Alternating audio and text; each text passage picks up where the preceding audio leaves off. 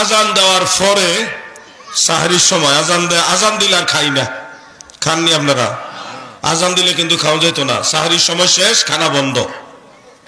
যদি সাহরির সময় শেষ, সুবে সাদিক হয়ে গেছে জানার পরেও খানা খান, তাহলে রোজা হবে না। টাইমটা খেয়াল রাখতে হবে। রোজার ফরজ হলো সুবে সাদিক থেকে সূর্যাস্ত পর্যন্ত সকল প্রকার পানাহার, স্ত্রী সম্ভোগ ও পাপাচার থেকে বিরত থাকা, এটা হলো রোজার শর্ত। এখন সুবে সাদিক হওয়ার পরে যদি খায়ালান, তাহলে আর রোজা হইব কেমনে? আপনি তো আল্লাহ টাইম দিছে, এই টাইমের থেকে এই টাইম খাইতে পারতা না। তো এই টাইম হওয়ার পরেও টাইম শেষ, সাহরি খাওয়ার টাইম শেষ, এরপরে যদি আপনি খান, তাহলে আল্লাহর কথা মানলেননি। আমরা সুন্নিরা কিন্তু এটা মানার চেষ্টা করি। টাইম শেষ আর খাওয়ান যাইতো না, কিন্তু খারিজি যারা, তারা আজান দেওয়ার পরও খাওয়ান যাইব। কেমন যাতে রোজাদার চিন্তা করেন, আজান দেওয়ার পরও খাইতো স্যার, কয়দিন পরে কেবল জোহরের সময় খাওয়ান যাইব। ওই যে ছোটবেলা বাচ্চারা রোজা রাখে, রাইটা জোহরের আজান দিলেই কয় আম্মা কয়টা রোজা হয়েছে। চিন্তা করছে জোহরের সময় জিগে কয়টা রোজা হয়েছে। এরা আস্তে আস্তে মানুষের আমল নষ্ট করতেছে। মনে রাখবেন, খারিজিরা তারা যে বলে আজান হওয়ার পরেও খাওয়া যাবে, এটার পিছনে তারা দলিল দেখাবে এবং হাদিস আছেও, আজানের পরে সাহাবারা ভাত খাইছে, সাহারি খানা খাইছে, হাদিসে আছে। কিন্তু মনে রাখবেন, এই আজান ফজরের আজান না, এই আজান হলো তাহাজ্জুদ নামাজের আজান।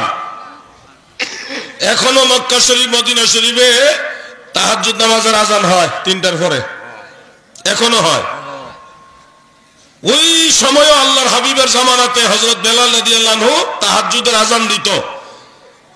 এরপরে আল্লাহর নবী বলছে, হযরত বেলাল যখন আজান দিবে এরপরে তোমরা খাইও, কিন্তু উম্মে মাকতুম রাদিয়াল্লাহু তাআলা আনহু আজান দিলে তোমরা আর খানা খাইও না।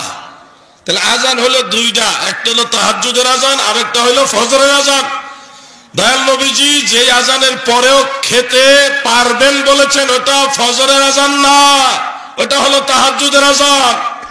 এরা তাহাজ্জুদ আজানের, ওই তাহাজ্জুদের আজানের দলিল আইনা আপনার সাহারি খাওয়ান, একবারে আজানের পরে ফজরের পরে খাওয়াই আপনার রোজাটাই শেষ করে দিল। এগুলো চলো না, মানুষকে আমল নষ্ট করে দেওয়ার একটা ধোঁকা। এরপরে ইফতার। মনে রাখেন কথাগুলি, আপনারা গ্রামের মানুষ, এত ফেতনা এখনো পাইছেন না, কিন্তু যেভাবে ফেতনা বাড়তেছে আপনাদের এলাকাও আইলে তখন দেখবেন এই সমস্যাগুলি আগাম সমাধান দিয়ে গেলাম।